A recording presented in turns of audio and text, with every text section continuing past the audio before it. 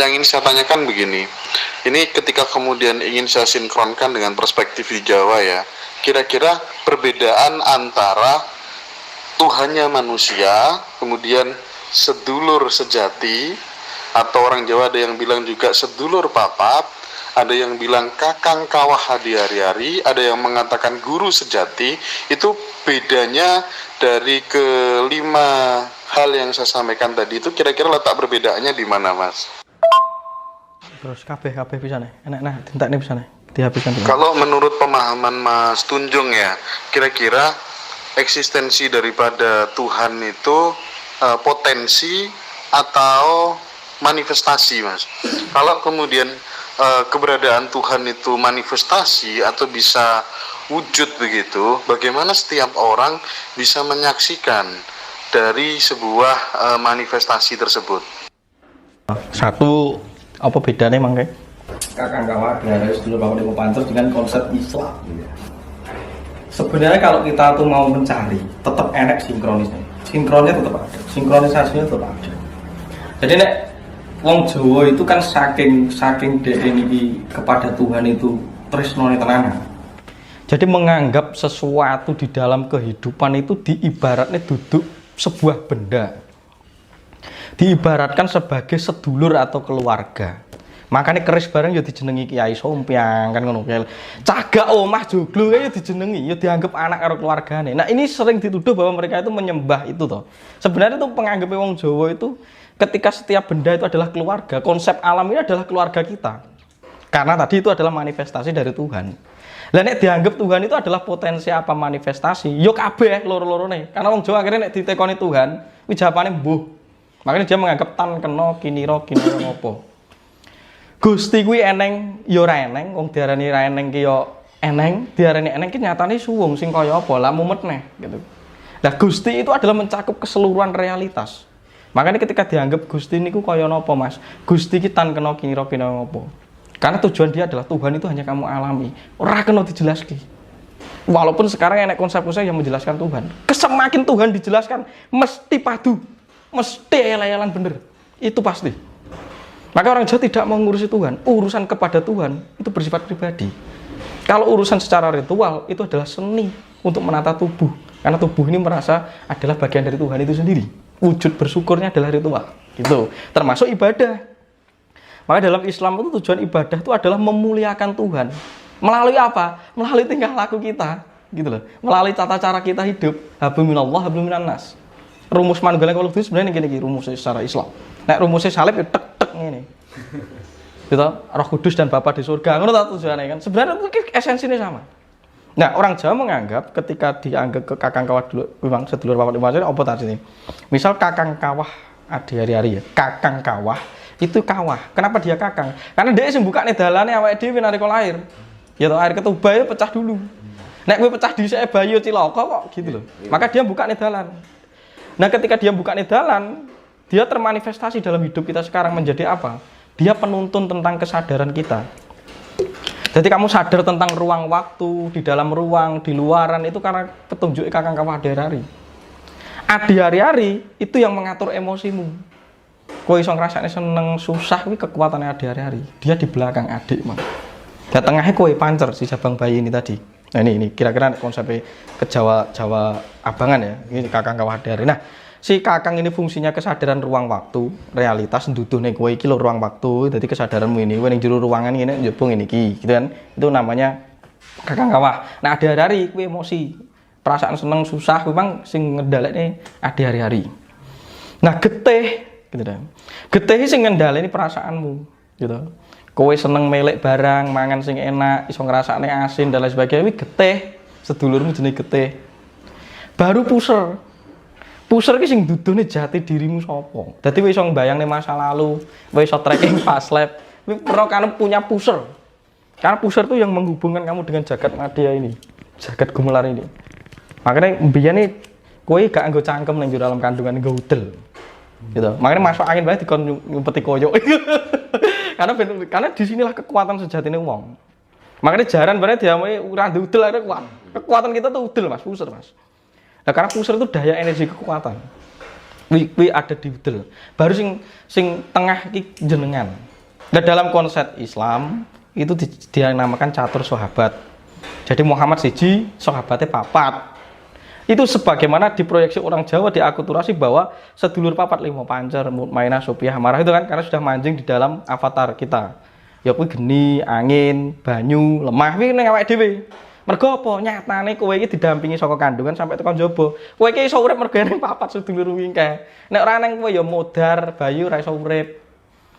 Nah di dalam diri kita diproyeksi sama orang, dimanifestasi, ditangkap sama orang Jawa. Wow, Islam ini konsepnya Rasulullah ke siji didampingi sahabat kapat, ya Utsman, Ali, Abu dan sebagainya. Dan yang awake dhewe iki sedulur papat lima pancer, pancernya kita. Karena diri kita yang sejati yang disebut pancer itulah yang memberi kesadaran tentang hidup. Wis apa Gusti? Ya itulah Nur Muhammad.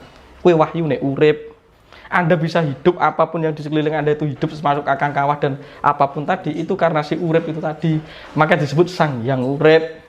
Lah urip itu adalah apa? Kuwi hembusane Gusti dhewe. Di dalam diri kita disebut Nur Muhammad. Lah bagaimana untuk menyaksikan Tuhan? Terhubung karo Nur Muhammad kuwi kae.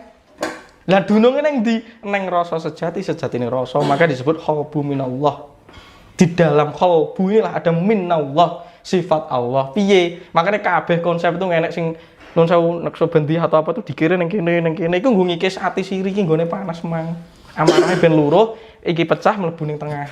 Jadi itulah rasa sejati dan rasa. Nah, disitulah Nur Muhammad bersemayam. Lah orang makrifat itu ketika dia sudah menyaksikan yang itu. Gitu loh Mas. Konsepnya gitu secara. Lah kok tujuannya apa? Ya ki mang. Iki aku urip nang alam donya, mlebu ning jagat Dewa Bathara alam donya diarani Ngarcapada. Sangguku Kembang Wijaya Kusuma. Kembang Wijaya Kusuma itu adalah nur yang ada di dalam dirimu tadi. Untuk misi memayu hayuning bawana, untuk misi rahmatan lil alamin. Maka konsep Islam ki jane ora simpel dan tidak ribet. Yang simpel dan ribet itu hukum, fikih. Semenjak lahirnya fikih. Tapi konsep Islam yang sejati itu tauhid. Liyane ki ora ono. Jadi tauhid itu mengarahkan sesuatu apapun itu hanya kepada Tuhan. Lah saiki ning donya ki apa sih itu Tuhan? Di dalam dunia itu apa yang bukan Tuhan? Terus jangan salah paham ketika ada wujud patung enek leluhur Jawa yang pada waktu itu enek sembah. Kuwi ora nyembah patung. Ya, itu butuh pegangan. Nyuwun sewu nggih. Dari butuh pegangan itu gini. Awake dhewe urip ning alam donya itu hidup di alam ajsam, itu dipengaruhi oleh kekuatan pikiran dan hawa nafsu. Gitu. Hawa nafsu dan pikiran itu juga kekuatan dari hasil bentukan si kakang kawah dan adi hari-hari. Gitu, terus getih, terus murat marit gitu. Akhirnya ditaker. Dibutuh sandaran namanya patung. Ora beda sampean butuh sandaran namanya tempat sujud, padha wae. Butuh sandaran namanya masjid misalkan. Lah nek wong jaman biyen lha dhek enake ning gunung kok, ngertine gunung dengan budaya kita, ngertine gunung, di dalam gunung kuwi hormon-hormonnya stabil karena energinya murni. Ora kaya ning mall, nek mall kan AC bare ra karo-karuan itu. Dadi nek gunung kuwi adem, pikirane ayem, jumbuh. Jadi nggo gondelan. Patung itu hanya digunakan untuk bergondelan sebagai media untuk mengarahkan kepada semua ketauhidan itu Tuhan. Ben memang loh, ben pikiran gimana ora kececer ono rene. Gitu loh Mas. Makanya butuh patung, butuh apa sing itu. Gak nyembah patung. Itu hanya berusaha untuk mengunci pikiran agar tidak kemana-mana. Sebagaimana Anda sholat. Makanya Kanjeng Sunan Kalijaga tuh ngomong salat batin tan kalawan wulu kada gitu. Salat batin sak bener mangan sawat turungi. Sing sebenarnya salat jati ki ngopo wae. Nek sembahyang ing aran tata krama, kuwi syariat lho. Sampeyan ngisa magrib kuwi tata krama. Mergo itu carane tubuh untuk belajar itu ben didelok karo wong iki carane bertuhan ngene iki. Dadi konsep manunggale ning lingkungan kuwi mang ya jalan, iso ngomong. Mergo aku Islam ya aku salat to kan gitu. Iso sembahyang to. Tapi salat daim itu apapun kondisinya kamu eling. Gitu loh Mas. Dan nyatanya ketika Anda berada di ruang kehidupan ini, kowe iki nang ndi nggone iki Gusti, Mas. Lah kowe iki manggon nang ndi nek ora ning Gusti? Rasamu Gusti, pikiranmu Gusti, apapun Gusti. Itu berarti kan manifestasi. Iki lan kene iki ya Gusti. Wong jagat iki Gusti lah arep sopar nang ndi paramu. Tapi ketika dianggap ning wong iki kok dhek iku menyembah itu musyrik syirik. Musyrik syirik iku sing nentokne ora nang wong liya, nang apa sing niatne wong kuwi. Lah ini yang dianggap sebagai berhala itu adalah pikiran. Ketika Anda mengikuti pikiran dan terpecah mengikuti pikiran, gitu. Pengen duwe omah gede, pengen duwe mobil, pengen apa bojo ayu, ini berhala. Termasuk ketika mengagung-agungkan diri berhala karena pikiran. Nah, pikiran inilah yang menyeret kita dari prinsip kemanunggalan. Karena ketika kita merasa ada, kowe iki dosa, kowe iki ora ono. Kowe iki suwung, sing ono ki Gusti. Makanya tan kena kira kinaya ngopo? Segala yang ada itu adalah Tuhan. Ketika aku merasa ada, maka aku berdosa. Lah ngati-ngati di situ. Makanya wong Jawa ngajarke 5 pasal. Sing siji nganggo tata krama, itu syariate.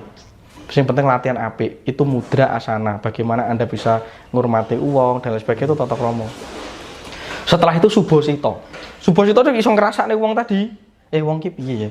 Rasane wong ki bae tiba ngene. Ya wis, awake dhewe sing nepakne, nyesuaikne koordinate. Gitu kan. Oh wong ki mang karep ngene sik lagi emosi dimong gitu. Itu subosita. Baru ketika Anda berada di situ, lah biasanya kowe iki minder, Mas. Nek ning masyarakat dilokne, oh bocah kayak syirik, musyrik, begajulan, senengane mendem dan lain sebagainya toh. Iya. Lah, maka kamu harus memiliki pegangan seperti kamu menyembah patung tadi sing mbok anggap nyembah patung. Apa jenenge? Madhep mantep. Nek wong madhep mantep iki kaya Bima. Akhirnya diajian ungkal bener mergo madhep mantepnya dilebih melatas rata-rata menarik sesuatu yang sesuai semestinya karena dia jumbuh karo Gustine. Madhep mantep. Mergo kowe ora ngerti sak wetengenmu kuwi antara bener ora. Ning kowe ngertimu kabeh ning donya iki Gusti. Wujude Gusti nek madhep mantep bae, malah tumus. Karena di dalam madhep mantep pikirannya ora nang ndi-ndi. Lah sing mare lemah ki pikiran sing ngayang-ngayang nimang, ragu-ragu. Sampainya nyebrang dalan maju mundur tendang motor. Madhep mantep. Nah setelah madhep mantep ditaleni neh ning donya. Karena ketika madhep mantep tuh sering kali godane apa? Sombong, Mas. Makanya kudu andap asor, ditaleni neh, ditanting rasane. Wah iya aku wis kenemenen ki kae. Nek ku yakini golek Gustine kenemenen akhire ya bener aku nemokne Gusti koyo sesiti jener ning akhirnya lingkunganku rusak. Ndelok aku wis ora karo-karuan wis tak tanting akhirnya koyo Sunan Kalijaga. Makanya dia medang miring. Ya sok ngono ngomong masyarakat Ombo, kuwi wayahe untuk bermanusia. Ya konsep manunggaling Gusti yang salib tadi, yang horizontal, nah vertikal engko nek wis bengi dhewe kan ngono ibarat. Saya sadar ora, pokoke Gusti kan ngono. Dadi kuwi jenenge kuwi terlalu terbuka ya ora apik ternyata. Mergo wong dhewe iki butuh sandangan. Lha nek udo dadi apa kan gitu. Kamu bukan manusia nek udo. Makanya nggo sandangan. Baru yang terakhir ngempan papan ini yang paling sulit. Karena harus iso nepake rasa terhadap segala situasi kondisi tidak hanya urusan manusia, tapi lintas alam. Bagaimana kowe ngajeni bangsa sing ora ketok dan lain sebagainya. Kuwi kan yo angel-angel gampang to. Iso go omahmu eneng demite iki ora perkara demite iku sing kleru. Memang dunia itu kita hidup berdampingan. Makanya sok ngono diruwat. Diruwat ki tegese ora mbok usir-usir, mbok sebul go uyah kae ora. Mbok jak jaduman. Wo iya aku ki ning kene, rasamu. Nek rasamu mang isine cemas karo isine kemrungsung, ya mesake. Demite ki mang randang iso mencapai pencerahan. Mergone mbok gubel terus nganggo kuwi gitu lah. Nah, maka kita izin, aku percaya kowe ya ning kene eneng, ya aku ning kene iso jebok singgol. Mergo aku urip ning alam raga. Kadang ora weruh sapa sira sapa ingsun ning sing penting aku ning kene. Makanya kadang kita hanya dijual berdoa. Kayak gak ngusir jane. Lah kesalahan ngusir. Lah kowe iki sapa ngusir? Kowe kok demokrasi iki ora luas ki piye to? Demokrasi itu harus meluas lintas alam. Itu konsepnya. Terus enak upacara medhil kayak gitu. Nek sampeyan enak gak upacara medhil ning arep ngunduh pari, arep nandur pari. Kuwi demokrasi, Mas. Lah saiki demokrasi iki karo wong tok ya. Lah demokrasi itu harus utuh. Wong Jawa itu demokrasine Bhinneka Tunggal Ika itu utuh. Dijak omong tanduran ki piye nek iki tanah ki arep tak dekne resort piye. Nek arep tak dekne bangunan hotel ning kene piye jak omong. Lah wit diketoke kabeh, akhire wite gentayangan dadi omah, omahe dadi angker. Mergo wite bendina nangis wae.